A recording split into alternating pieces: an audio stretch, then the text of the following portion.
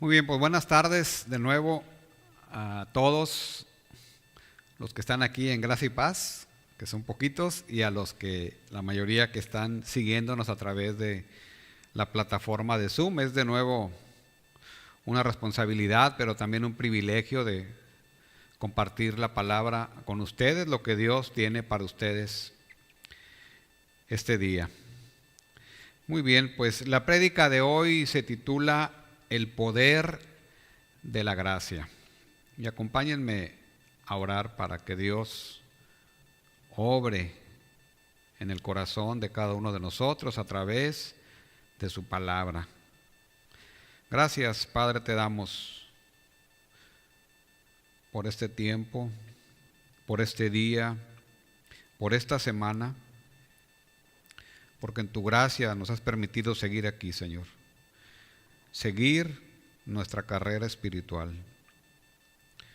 Quiero poner delante de ti, Señor, esta predicación, pero también el corazón, la mente y la voluntad de mis hermanos, Padre, para que ellos puedan aceptar tu verdad, así como yo la debo aceptar,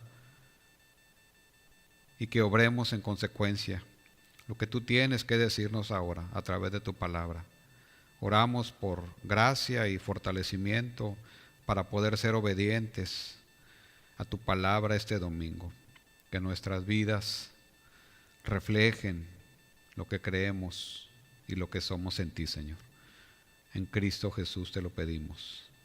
Amén.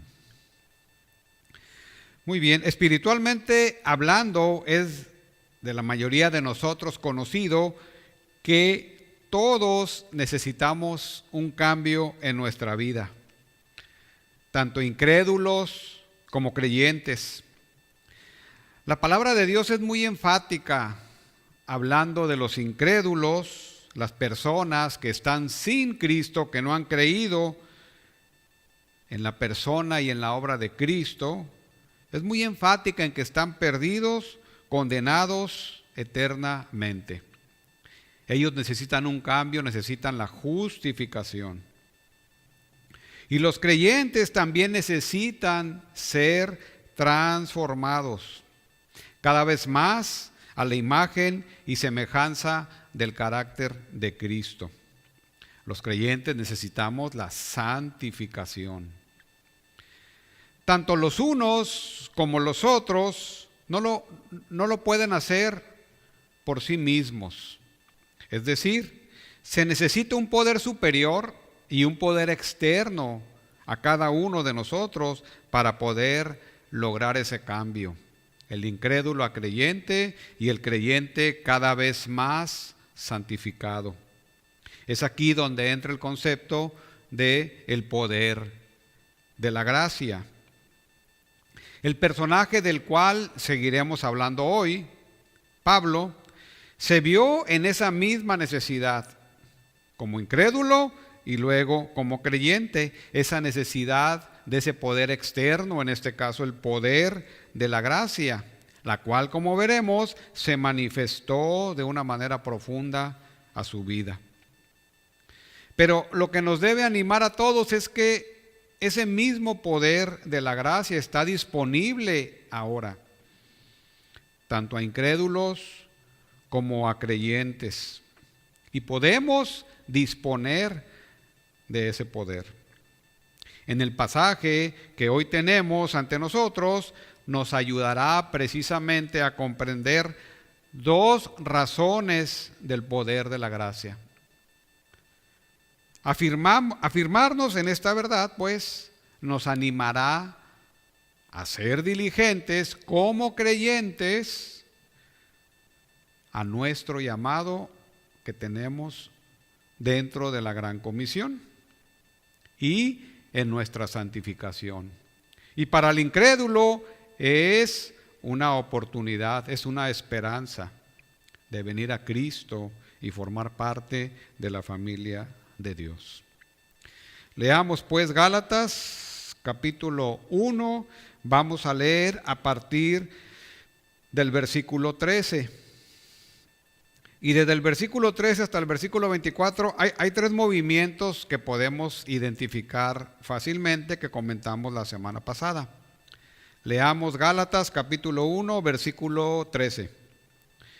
Porque ya habéis oído acerca de mi conducta en otro tiempo en el judaísmo, que perseguía sobremanera a la iglesia de Dios y la asolaba. Y en el judaísmo aventajaba a muchos de mis contemporáneos en mi nación, siendo mucho más celoso de las tradiciones de mis padres.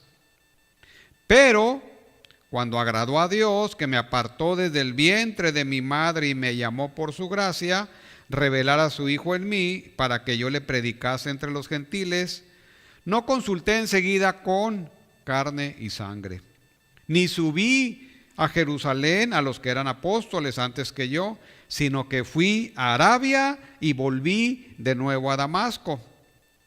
Después, pasados 3 años, subí a Jerusalén para ver a Pedro y permanecí con él 15 días. Pero no vi a ningún otro de los apóstoles, sino a Jacobo, el hermano del Señor. En esto que os escribo, he aquí delante de Dios que no miento. Después fui a las regiones de Siria y de Cilicia, y no era conocido de vista a las iglesias de Judea, quien eran en Cristo. Solamente oían decir: aquel que en otro tiempo nos perseguía, ahora predica la fe que en otro tiempo asolaba, y glorificaban a Dios en mí. Y bueno, como podemos ver, aquí hay 3 movimientos, ¿verdad? Lo comentamos la semana pasada, que es una narración. Es una narración histórica de la vida de Pablo que tiene un propósito muy particular, y él narra la experiencia en su vida antes de su conversión, obviamente toca su conversión y finalmente lo que hace después de su conversión. Y bien, el primer punto entonces sería: la gracia tiene poder porque es una obra divina. Versículo 15 al versículo 17. Y aquí cae dentro de este segundo movimiento que habla o toca, digamos, periféricamente lo que es la conversión en la vida de Pablo. Pero cuando agradó a Dios, que me apartó desde el vientre de mi madre y me llamó por su gracia. Por su gracia. Recuerden que Pablo era un judío, fariseo de fariseos, perseguidor de la iglesia, pero cuando agradó a Dios, su vida fue transformada. Y ese agradó a Dios se manifestó en varias acciones en la vida de Pablo. Dice el versículo 15: me apartó, primera acción, desde el vientre de mi madre. Me llamó, segunda acción, por su gracia. Revelar, tercera acción, a su Hijo en mí, versículo 16. Y el propósito para que yo le predicase, es una comisión. Entonces, cuando agradó a Dios, esa actitud de Dios hacia Pablo se manifestó en 4 acciones: apartarlo, llamarlo, revelarle y comisionarlo. Y es un cambio radicalmente profundo en la vida de este otrora fariseo de fariseos, perseguidor y asolador de la iglesia de Cristo. Y esta palabra agradó a Dios es interesante y es una palabra hermosa porque habla de la actitud de Dios hacia los suyos. Esta palabra también se puede traducir como deleitarse, complacerse, sentir placer. Y entonces, cuando nosotros nos imaginamos las emociones de Dios, ¿verdad? Esta palabra describe esa emoción de Dios. Ya hemos comentado en otras ocasiones que el carácter de Dios no es como el nuestro, ¿verdad? Nuestras emociones pecaminosas. Aquí Dios se agrada y se manifiesta a la vida de Pablo. Ese deleitarse de Dios, pues, lo manifiesta en estas 4 acciones en su vida para un propósito muy particular. Y decimos que el poder de la gracia, ¿verdad?, es precisamente poderosa esa gracia. ¿Por qué? Porque es una operación divina, porque es iniciativa de Dios. No hay nada, ni hubo nada en la vida de Pablo para generar esa acción en Dios. Ese es el concepto de la gracia. Es lo que Dios nos da, nos regala. Y lo voy a decir en estos términos, a pesar de nosotros. Esa es la bondad de Dios manifestada en su gracia. Es algo que ni Pablo tendría que hacer algo para ganársela, ni nosotros tampoco.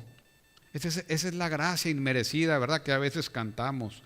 Lo que Dios nos regala por el puro afecto de su voluntad y para cumplir sus propósitos particulares. Y entonces, como vemos aquí, la vida de Pablo ya estaba trazada. Dice aquí el versículo 15, pero cuando agradó a Dios, que me apartó desde el vientre de mi madre.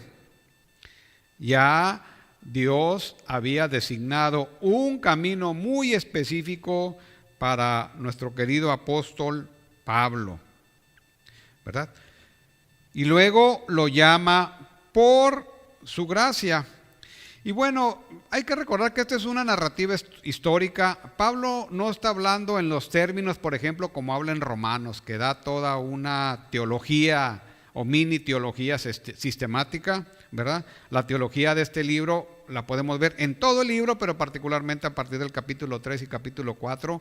Ya comentamos, la justificación por la fe es el enfoque de este libro, particularmente de Gálatas. Y entonces Pablo está describiendo la experiencia de su vida con el fin de argumentar su comisión, su apostolado, que viene directamente del Señor Jesucristo. Entonces Pablo fue apartado desde antes de nacer, dice, desde el vientre de su madre.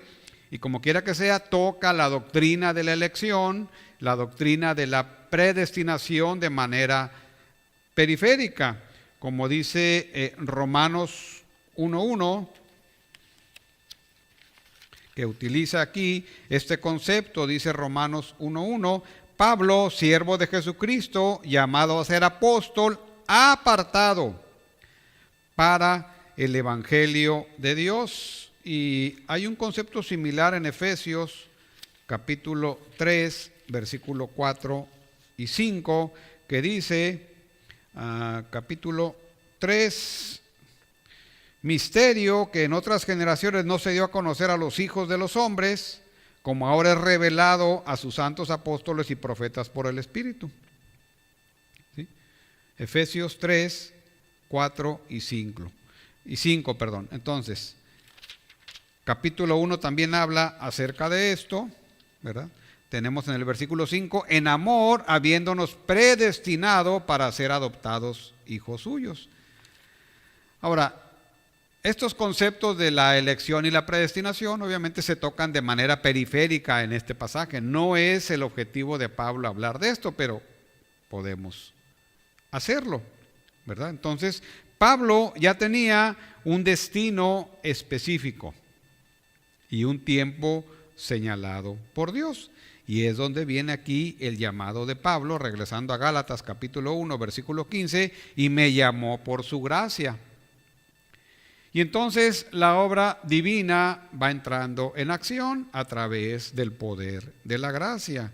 Pablo fue apartado, Pablo fue llamado. ¿Dónde se hizo efectivo ese llamado? En su camino a Damasco. Como todos sabemos, ahí en el capítulo 9 se narra la conversión de Pablo, cuando Pablo estaba ferozmente persiguiendo a la iglesia de Cristo, ¿verdad? No solo en Jerusalén, consintiendo la muerte de Esteban, sino yendo más allá de Jerusalén, de Judea, persiguiendo a la iglesia de Cristo, a la iglesia más temprana.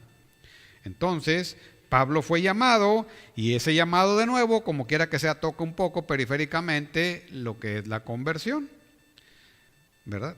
Y él recibió ese mensaje directamente de Jesucristo camino a Damasco, donde el Señor se le aparece. ¿Recuerdan? Pablo, Pablo, ¿por qué me persigues? ¿Verdad? Duro te es dar coces contra el aguijón. Y entonces, eso es el llamado de Pablo, ¿sí? Reitero, toca lo que es ese llamamiento, esa conversión, pero va enfocado al llamamiento de la comisión apostólica de Pablo, ¿sí? Y aprovechamos para afirmar este concepto del llamamiento de la conversión. En Romanos 8:30 dice, y a los que predestinó, a estos también llamó, es la misma palabra, y a los que llamó, es la misma palabra, a estos también justificó, y a los que justificó, a estos también glorificó. O sea, en la conversión, cuando uno cree en arrepentimiento y fe, viene todo el paquete incluido, ¿verdad? Viene la justificación, la santificación y la glorificación. Ahora, Pablo no está realmente tratando de explicar estos conceptos, pero en lo particular es un buen pretexto para reafirmar estos conceptos teológicos, ¿verdad? De la elección, la predestinación, la conversión, fe y arrepentimiento, para afirmar el concepto de la gracia, porque toda esta obra es solamente por gracia. Ahora, ¿por qué Pablo comenta esto en su vida? ¿Por qué comenta esta experiencia en su vida que fue apartado, que fue llamado? Bueno, porque está tratando de afirmar que su autoridad como apóstol deriva directamente del que lo llamó, del que lo apartó, y ese es Dios en Cristo, ¿sí? Como profeta, como ministro del Señor, demostrando pues a sus oponentes la valía, la legitimidad y la autoridad de su llamado por Dios, no por hombre, no por otros apóstoles, sino directamente por Dios. Porque recuerden que el contexto aquí de todo este capítulo 1 y capítulo 2 es afirmar la idea de que Pablo no quiere ni desea agradar a los hombres, sino cumplir su comisión a la cual fue llamado y apartado, agradando a Dios. Y la única manera de hacerlo es predicar tal cual el mensaje del Evangelio, libre de impurezas, ya sea agregándole o ya sea cortándole, ¿sí? No debemos olvidar que ese es el objetivo de Pablo en toda esta sección. Y entonces ese llamado, ese apartar, ese llamar, hace alusiones a algunos pasajes del Antiguo Testamento. Por ejemplo, en Isaías 49:1 dice: oídme, costas, y escuchad, pueblos lejanos. Jehová me llamó desde el vientre, desde las entrañas de mi madre tuvo mi nombre en memoria, que es el llamado de Isaías a su ministerio. Eso es lo que Pablo está aquí afirmando, ¿verdad? Esa comisión que viene por orden e iniciativa divina. En Jeremías 1:5 hay un pasaje similar, dice: antes que te formase en el vientre te conocí, y antes que nacieses te santifiqué, te di por profeta a las naciones. Bueno, Pablo, de la misma manera como Isaías, como Jeremías, no fue llamado por otro hombre, sino directamente apartado, llamado y comisionado por Dios mismo en Cristo. Versículo 16, el revelar. Lo llama, lo aparta y le revela. Dice el versículo 16, revelar a su Hijo en mí para que yo le predicase entre los gentiles. Y bueno, de nuevo Pablo, ¿verdad?, está hablando de su experiencia personal. Ya comentamos que Cristo se le revela camino a Damasco. Y ahí habla de su experiencia interna y de una experiencia externa, ¿sí? Entonces, Cristo se le revela a Pablo y le da un propósito específico. El mismo que era perseguidor de los cristianos fue impactado por el Señor Jesucristo. Se le revela y lo comisiona. Le da una comisión apostólica. Ahora, esto debemos de tomarlo como un hecho histórico, ¿verdad? Donde el Señor Jesucristo se le revela a Pablo, manifiesta pues ahí ese plan que tiene desde antes de que él naciera, de apartarlo, de llamarlo y de revelársele a él. Obviamente se le revela y le revela el mensaje mismo que él debe predicar, porque lo comisiona, ¿verdad?, a predicarle particularmente a los gentiles. ¿Y qué le va a predicar? Lo que el Señor le reveló. Bien, entonces, esos son 3 acciones: apartado, llamado y le revela el mensaje. Y finalmente hay un propósito muy particular, versículo 16, para que yo le predicase entre los gentiles. Esa es la comisión apostólica de Pablo. De hecho, se conoce Pablo como el apóstol a los gentiles. Y esta palabra que se traduce como predicase en nuestra versión Reina Valera 60 deriva de la palabra evangelizomai, de donde derivamos la palabra evangelio, las buenas nuevas, las buenas noticias. Entonces, Pablo estaba apartado, llamado, revelado y comisionado para predicar el evangelio. ¿A quién? A los gentiles. Para predicar las buenas nuevas a los gentiles. No particularmente a los judíos, a los gentiles, el apóstol de los gentiles. Ahora, esto no quiere decir que Pablo no le predicase el evangelio a los judíos. En parte, pues, por eso está en este asunto, ¿sí? Sus adversarios, vamos a ponerlo así, son los judíos, los judaizantes, ¿verdad? Pero Pablo, de hecho, en todos sus viajes misioneros, cuando llegaba a una ciudad, ¿qué era lo primero que hacía? Lo que leemos en las cartas: iba a la sinagoga. ¿Qué fue lo primero que hizo cuando se convirtió en Damasco? Ir a la sinagoga. Entonces, no es que Pablo no le pudiera predicar a los judíos, de hecho lo hacía primero, ¿verdad? Pero su comisión particular y especial era evangelizar a todo el mundo gentil, a toda su área de influencia. Y para los que no reconocen este término gentil se refiere en la Biblia a todo aquel que no es judío. Entonces, él tenía que predicarle a todo, digamos, el mundo no judío, aunque también predicaba primeramente a los judíos en las sinagogas, cuando llegaba a cada ciudad. Y esto es interesante en esta parte de la vida de Pablo, porque en el argumento de Gálatas, bueno, pues estaba en contra, corrigiendo a los judaizantes. Bueno, pues los gentiles pues no conocían la ley ni seguían la ley, y ellos podían ser aceptos a Dios, ¿cómo? Solamente creyendo el mensaje del evangelio, no guardando las regulaciones judías. Por eso es interesante, y creo que por eso lo nombra aquí Pablo, ¿verdad? En su biografía, ¿sí? Entonces, el evangelio que Pablo predicaba era libre de las obras de la ley, era libre de la circuncisión, era libre de guardar todas esas regulaciones judías, ¿verdad? Ese evangelio era el mensaje divinamente ordenado por el Señor Jesucristo y debería ser el mensaje que Pablo predicara, sin más, sin menos.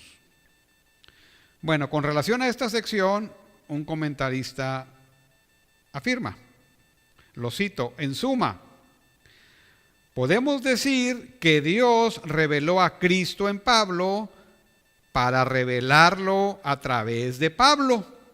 En pocas palabras, Dios se revela a Cristo en Pablo para que Pablo lo revelara. ¿Cuál fue el contenido de esta revelación? Por supuesto, fue Jesucristo mismo y el evangelio que le confió a Pablo. Pablo recibe un mensaje divino, Pablo recibe una comisión divina. ¿Qué hizo Pablo después de esta comisión? Versículo 17. 16. Revelar a su Hijo en mí para que yo le predicase entre los gentiles. No consulté enseguida con carne y sangre. No consulté enseguida con carne y sangre. Bueno, sabemos por la narrativa de Hechos 9 que Pablo, después de su conversión, estuvo un tiempo en Damasco. En Damasco fue perseguido, ¿verdad? Y luego tuvo que salir de Damasco. Entonces, en este caso específico, Pablo afirma que cuando recibió ese mensaje no consultó con nadie. ¿Por qué? Porque estaba convencido de la validez y autoridad del mensaje que del mismo Señor Jesucristo recibió. Y esto era importante, ¿verdad?, para refutar a quienes lo estaban atacando, a los judaizantes, ¿sí? Entonces, tampoco fue inmediatamente de Damasco a Jerusalén para confirmar lo que él había recibido. No hizo eso, ¿sí?, para hablar con los otros apóstoles. Recuerden que en ese tiempo, ¿verdad?, estamos dentro del primer siglo, prácticamente antes de la mitad del primer siglo, la iglesia primitiva, la más primitiva, la inicial, era una iglesia compuesta solamente por judíos creyentes, ¿verdad?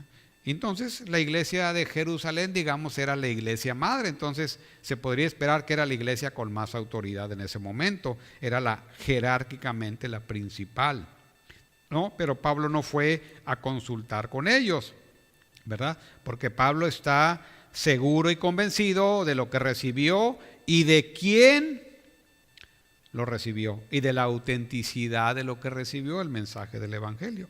Entonces, ¿qué hizo Pablo? No fue a Jerusalén, sino de Damasco se fue a Arabia y luego, regresó a Damasco. Versículo 17. Ni subí a Jerusalén, a los que eran apóstoles antes que yo, sino que fui a Arabia, y volví de nuevo a Damasco. Ahora, este pasaje se narra en Hechos 9. En Hechos 9. Vamos ahí a Hechos capítulo 9. Gracias. Hechos capítulo 9.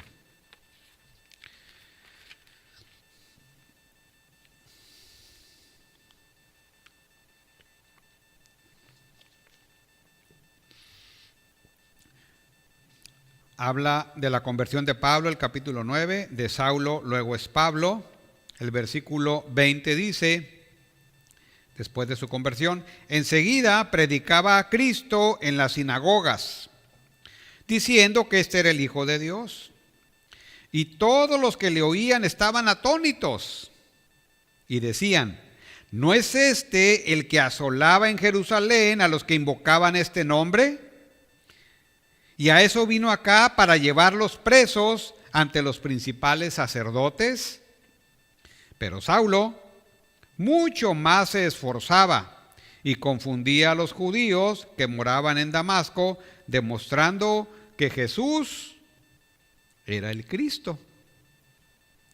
Demostrando que Jesús era el Cristo, confundía más a los judíos. Es como decir, bueno, este que asolaba, que perseguía, que era el más fiero perseguidor de la iglesia de Cristo, ahora viene a decirnos lo contrario. Imaginémonos lo atónito que estaban los judíos. Pero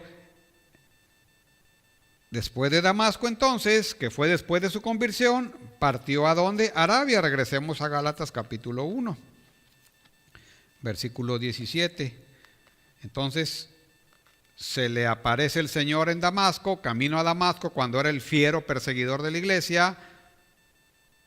Es llamado, es convertido y empieza a predicar el evangelio en Damasco. ¿Y luego qué hace? Luego se va a Arabia.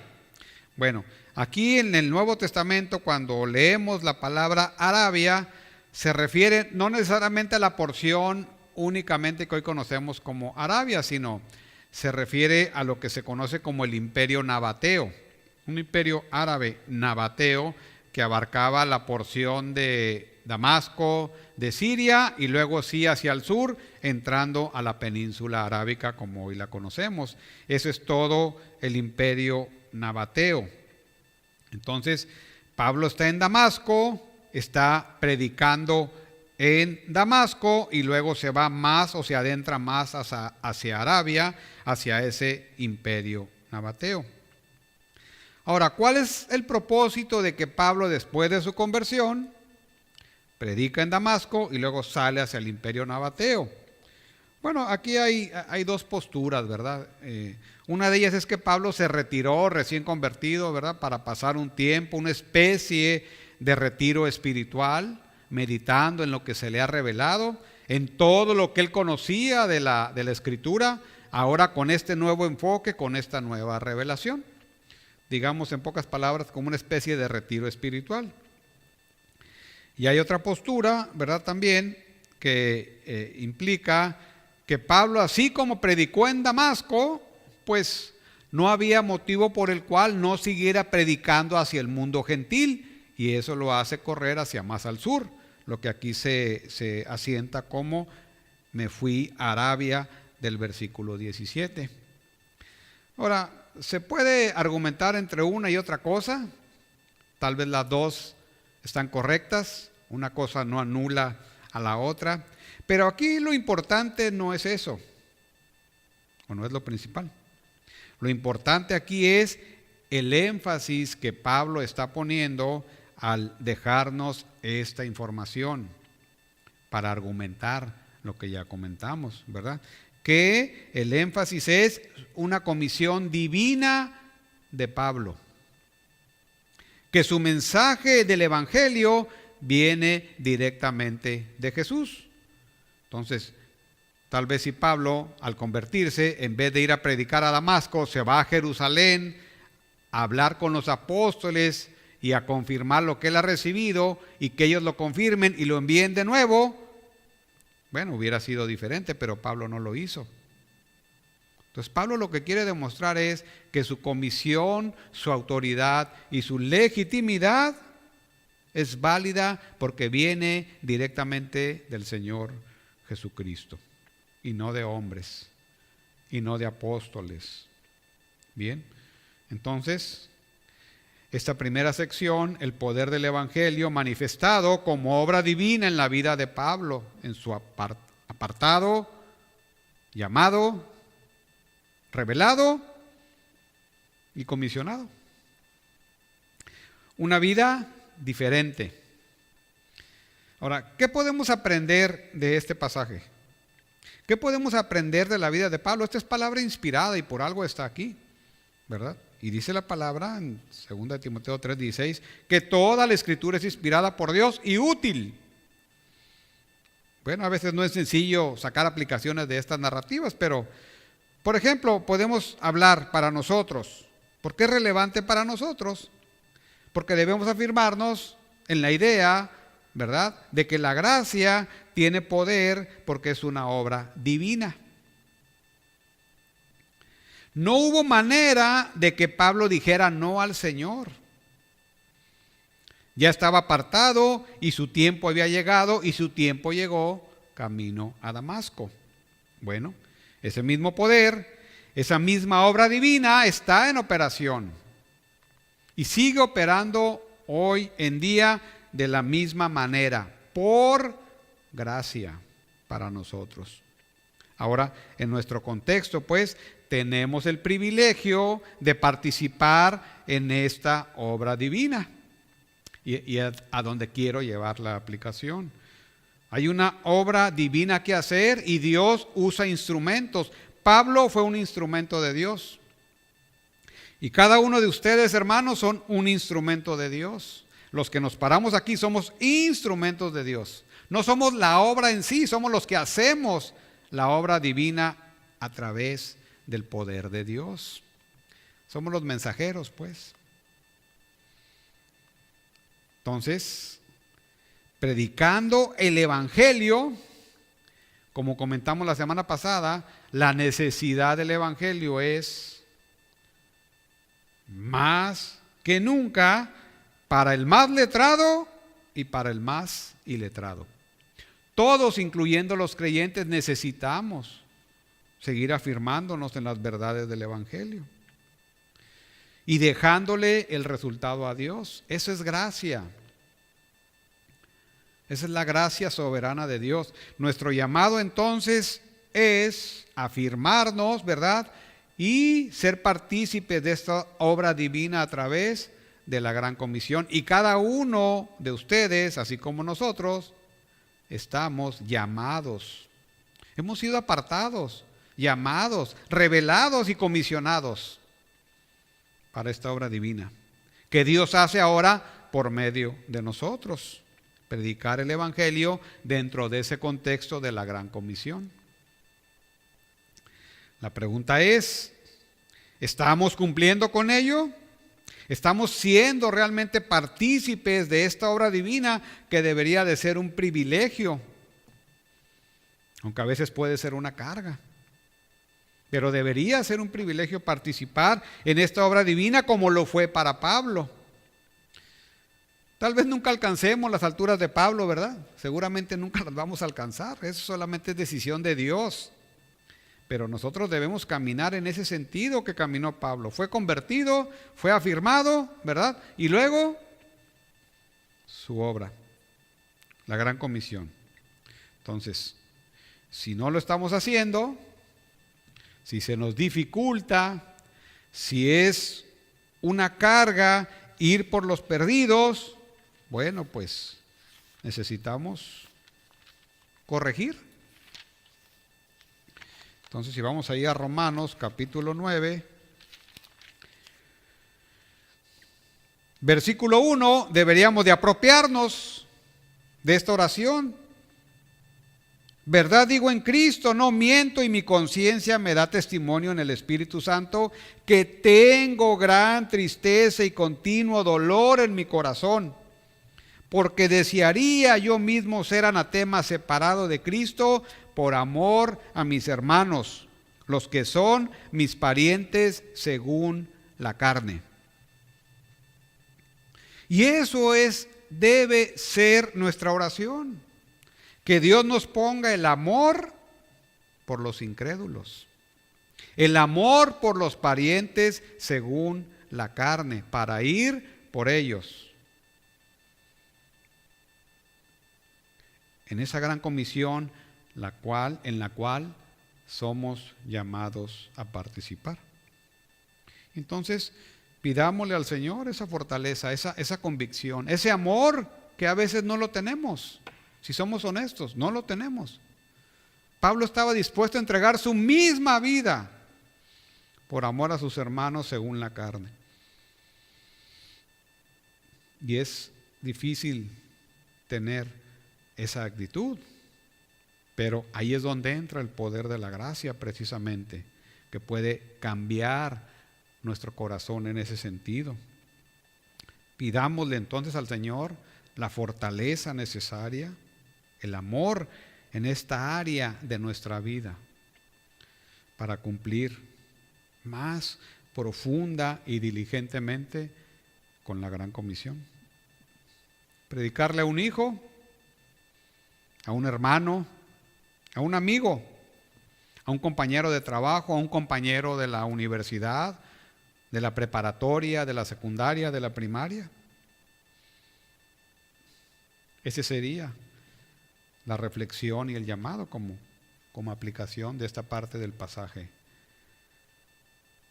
de la cual derivamos la vida, la historia de Pablo.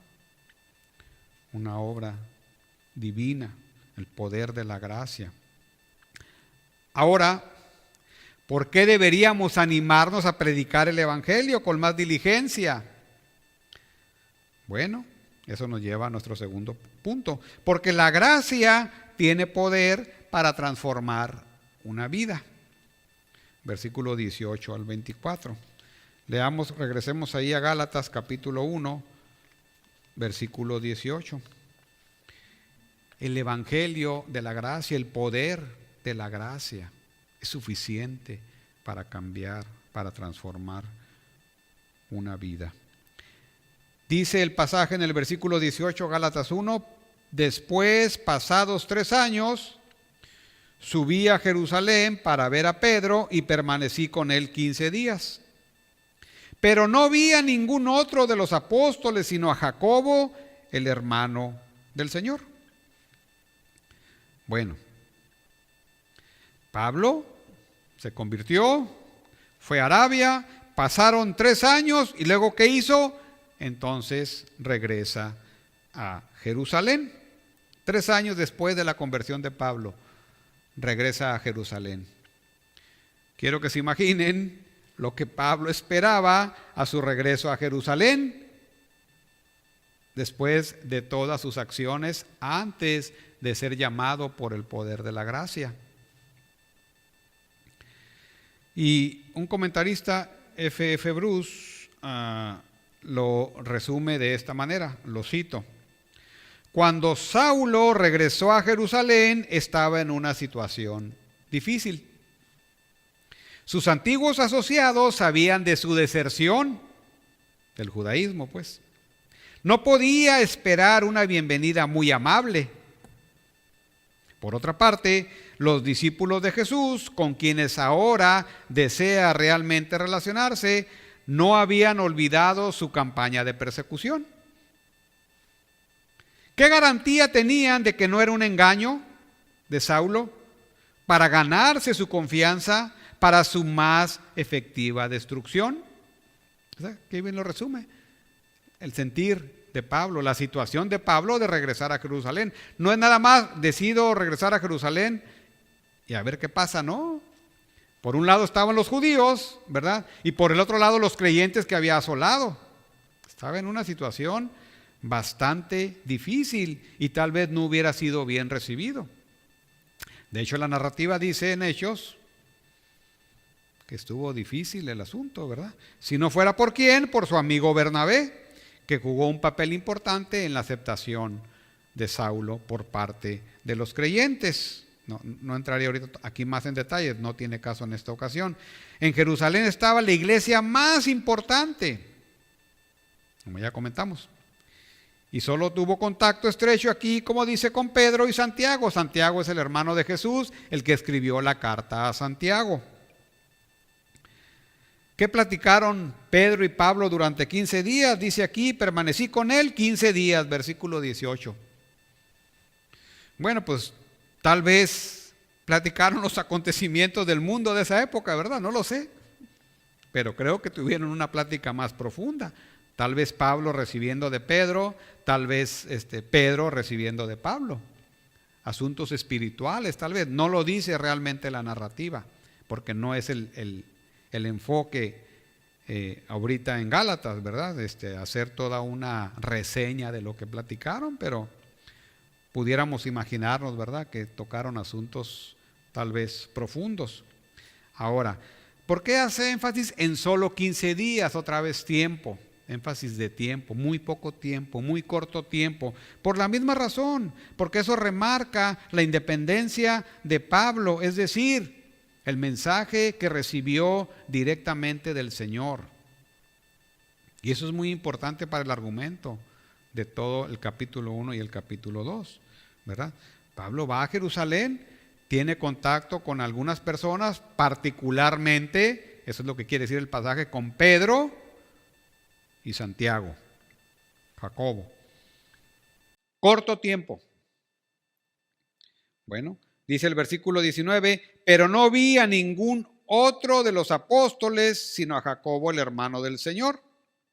Entonces, lo que quiere resaltar es eso, o sea, en el argumento general, lo que quiere decir es, y enfatizar que su comisión es divina, no es de otro apóstol, no es de otro grupo de apóstoles. Eso es lo que le quiere demostrar a sus oponentes, ¿verdad? Entonces, Pablo estuvo poco tiempo en Jerusalén, en contacto con pocas personas. Aquí se hace énfasis en dos particularmente. Eso no quiere decir que no haya tenido contacto con otras. Simplemente para el argumento lo más importante es que estos dos son los que tuvieron un contacto, digamos, un poquito más estrecho.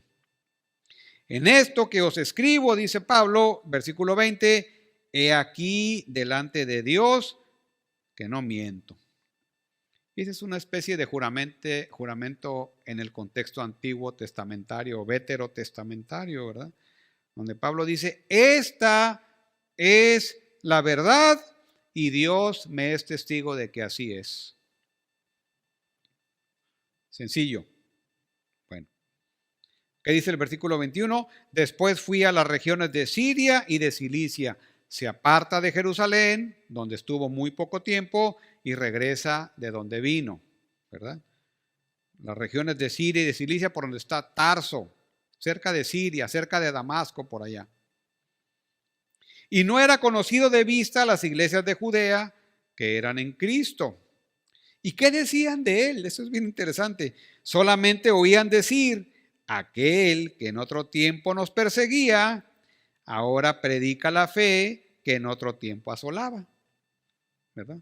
O sea, Pablo se transforma por el poder de la gracia de perseguidor a perseguido, en pocas palabras.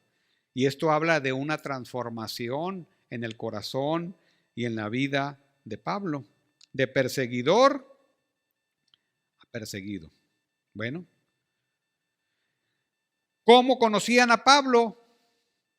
Ahora, en este momento histórico, no por sus acciones en Jerusalén, sino por el ministerio que empezó a hacer desde Damasco. Se oían noticias de él. Aquel que nos perseguía, ahora obra a favor de nosotros. Y es más, ahora él está siendo perseguido. ¿Por quién? Por los judaizantes. De perseguidor, pues, a perseguido es la transformación de la vida y el ministerio de Pablo. Y eso es reconociendo, los que escuchaban esas historias de Pablo ahora están reconociendo una transformación en su vida. Todo su ministerio era solo por obra de Dios y para gloria de Dios. Versículo 24, y glorificaban a Dios en mí. O sea, quiero que vean qué está pasando aquí. O sea, es una obra tan hermosa por iniciativa de Dios. Dios se deleita, ¿verdad? Se deleita en salvar a las personas en Cristo. Pero las personas no son salvas en Cristo si no escuchan el Evangelio. No hay otra manera. Y es donde la importancia, el privilegio y la responsabilidad tenemos en ser parte de esa obra en la Gran Comisión. Entonces, ¿hacia dónde va el argumento de Pablo con todo esto? Bueno, el argumento de Pablo va en el sentido de afirmar su autoridad apostólica, porque no es una autoridad derivada de hombres, es una autoridad derivada de Dios en Cristo. Y por lo tanto es legítima. Y su mensaje es legítimo y su mensaje es transformador. ¿Por qué? Porque su vida ha sido transformada. Una especie de el mensajero es el mensaje.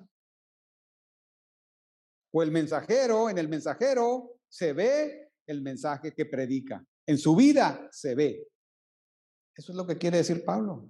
Y ese mensaje entonces tiene poder.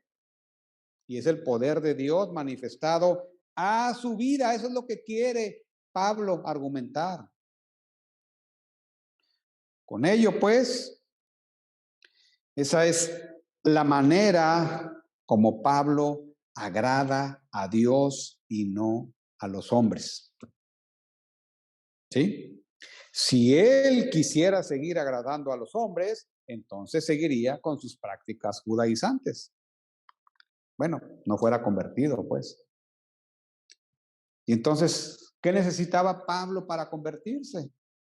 ¿Qué necesitaba Pablo? ¿Qué recibió Pablo para hacer esta transformación radical en su vida? Un poder ajeno a él. Y ese es el poder de la gracia en la vida de Pablo. Ahora, ¿qué podemos aprender aquí para nosotros a través de esta porción, de esta segunda porción?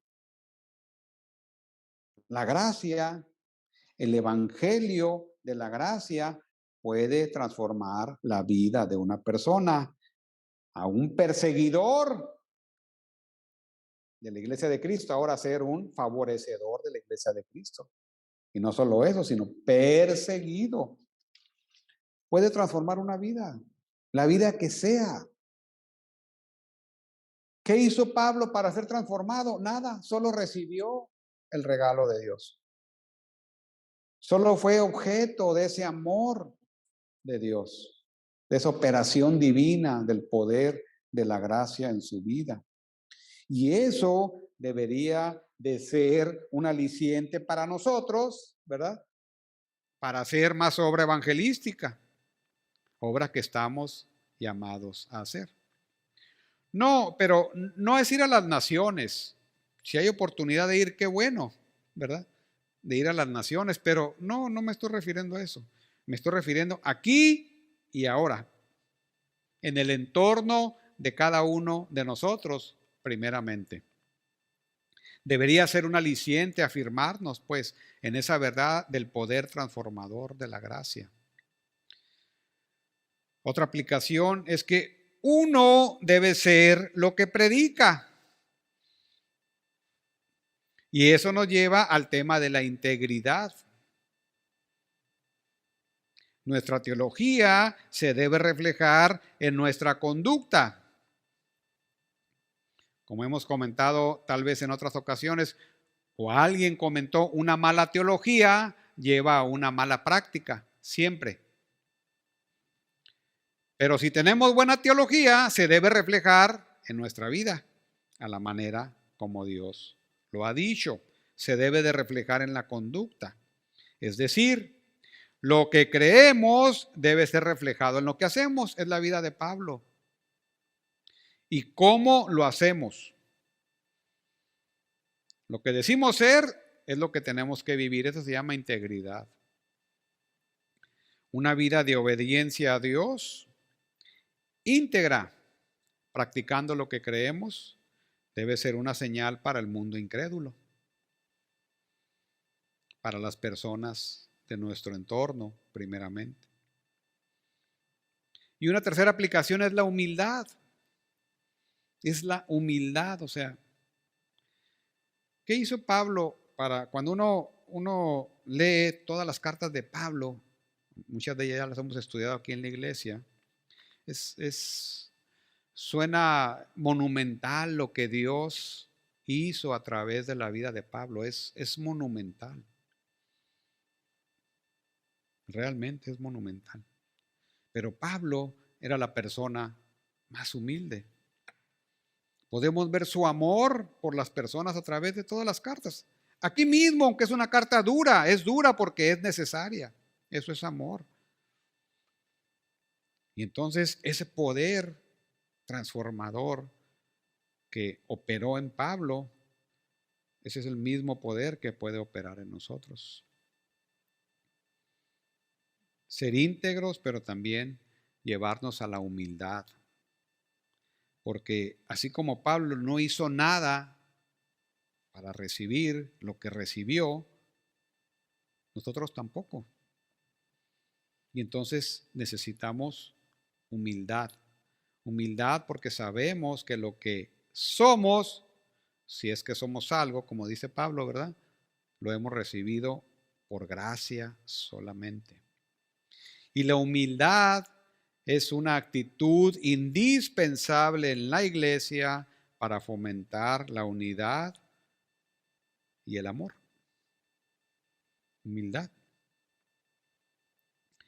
Y comentando con los jóvenes la parte del libro de Efesios del capítulo 1, capítulo 2 y capítulo 3, yo les he dicho que lo que está haciendo Pablo es desarmando cualquier jactancia en nosotros como creyentes, desarmándonos para llevarnos a la humildad, que es como empieza el capítulo 4 de Efesios, ¿verdad?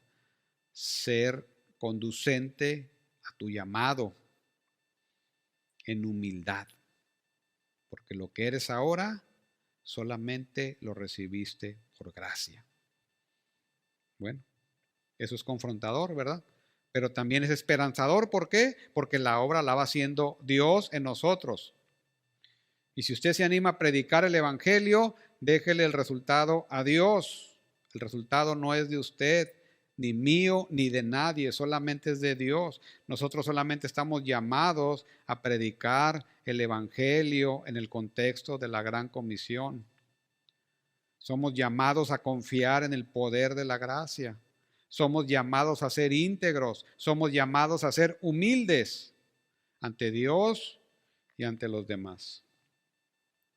La gracia, pues, tiene poder porque es una obra divina y porque puede transformar una vida, como acabamos de ver aquí en la vida de Pablo. Animémonos a cumplir ese llamado en nuestra vida, como creyentes en las áreas del evangelismo, que es lo que compete aquí, sobre todo siendo íntegros. Pablo fue comisionado y tenía una comisión apostólica, eso es cierto. Pero también nosotros como creyentes somos comisionados por Dios para participar en su obra divina a través, entre otras cosas, de predicar el evangelio. Nuestra conducta, si queremos ser eficientes, debe ser acorde a lo que predicamos, a lo que creemos y obedecemos.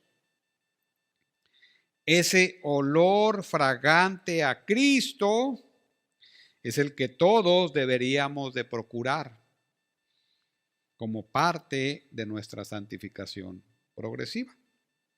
Es decir, a mayor santificación, ¿verdad? Vamos a desprender más ese olor fragante de Cristo que llame la atención al incrédulo. Bueno, que el Señor nos ayude. Oremos, hermanos. Gracias, Padre, te damos de nuevo por esta tu palabra, por esta tu obra, Señor. Orando y clamando esta tarde por el poder de tu gracia para cada uno de nosotros, por el poder de la gracia para aquel que está viendo, escuchando este mensaje, que solamente en ti, Señor, hay esperanza, que en ti hay el poder para que él pueda ser transformado de una persona incrédula, condenada eternamente, a un amado Hijo tuyo, Señor. Que tu poder se manifieste en cada uno de nosotros. Que tú nos ayudes, Señor, a resolvernos, a comprometernos, a esforzarnos, a ser más diligentes en lo que tú nos has comisionado a cada uno de nosotros. Pero sabiendo que el poder de la gracia sigue estando disponible para nosotros. Y a eso nos aferramos, Señor. Para gloria de tu nombre en Cristo Jesús. Amén.